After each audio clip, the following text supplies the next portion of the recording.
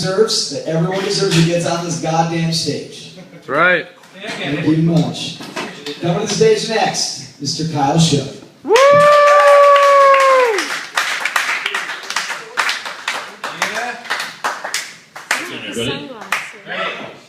That's good. That's good. Sometimes I'm not doing so great, so Jesus Christ, I enjoy that. You know, the other day, someone actually called me a faggot, and I didn't like that at all, because he wasn't my friend, I didn't know this person, and I was pretty offended and taken off guard, because I guess I was hitting on his girlfriend. But, I don't know. So, I was pissed, I was livid. My brother's gay. I was actually the best man at his wedding, so, you know, I was really offended. And I was like, are you fucking kidding me? You fucking,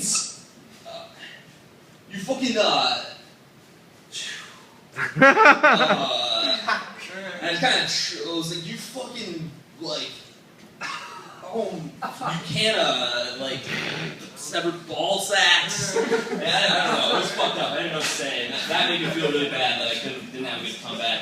But anyway, that wasn't supposed to be my opener. I was trying to keep it light for my opening joke and talk about 9/11 for a second. So, 9/11 was weird. I was in 5th grade, which was a good year.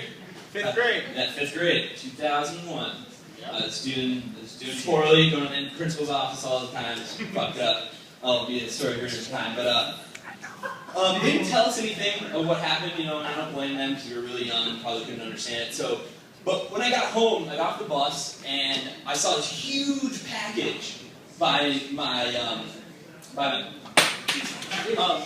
mailbox, and I was like, whoa, you know, I'm like, however old, 11, and I'm like, that's awesome, I wonder what this is. And I look at it, and it has my name on it, and I lose my mind, because I'm so excited that this huge box, it's like this big, and like that tall, and that wide, like, it's mine. What the hell could this be? And I, you know, bring it to the garage, and apparently, this is the only, like, lottery thing I've ever won in my life, but, I won, there's a grand opening of a McDonald's that I went to in, like, New Hampshire or something with my dad, and, like, I entered this thing while we waited for food, and I won a bike.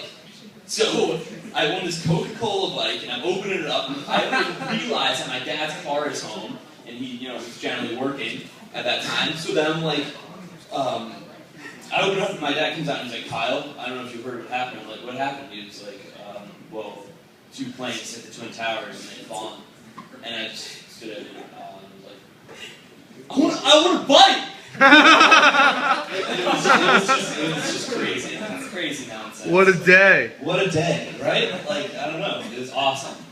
But, no, I'm just kidding. It was a terrible tragedy. Anyway, yeah, so I love alcohol. Prost. L'chaim? L'chaim, yeah, I know a bunch of different words for cheers, like, you know, Prost is cheers in German. There's L'chaim, you know, that means to life. It's a toast in Jewish, or Hebrew, not Jewish. And Nostrovia, which is Russian, you know, cheers. It's English. Yeah, you know, then there's Spanish, I forget what it is in Spanish. I think it's, it's tequila! Yeah, so that's cool. But this next joke's kind of weird, but I'm just going to throw it out there. I think Hawaii and Rhode Island's names should be switched around. Just because, like, you know, like, I feel like it increases the tourism to Rhode Island because it's called Hawaii now, and it's like, yeah, I'll go to Hawaii. And, you know, no less people would go to the actual Hawaii, because it's, you know, it's called Rhode Island, it's these names, it's an actual island, and, you know, it's like, it's still fucking island paradise, so, like, you know, I think everything, you know, would benefit from that, you know, turn our economy around. But, yeah, so I'm a musician, so I love music. I listen to a lot of music. Yeah! And I play guitar and a bunch of instruments, whatever. But I was listening to this this album that I haven't listened to in years, and it was the first CD I remember getting, and it's called Blue. It's by Third Eye Blind. And they didn't have many of like the popular songs that you would know on that, except like Never Let Me Go, or whatever, Never Let You Go, or whatever. But they have this one song, and it's called Something Good. And there's this one part that it stuck out to me all the time, and I always thought it was like really funny and like messed up and interesting. But he says in it something along the lines of, and the spaceman fucked over an ape. They cut out on the tape, and now it's much too late. The spaceship has escaped. Way to go. And I always thought that was awesome. And do I have 1 more minute? 1 minute. Okay. So I always thought that was awesome because, it's like about how, in the early space program we were testing out spaceships and we sent an ape into space.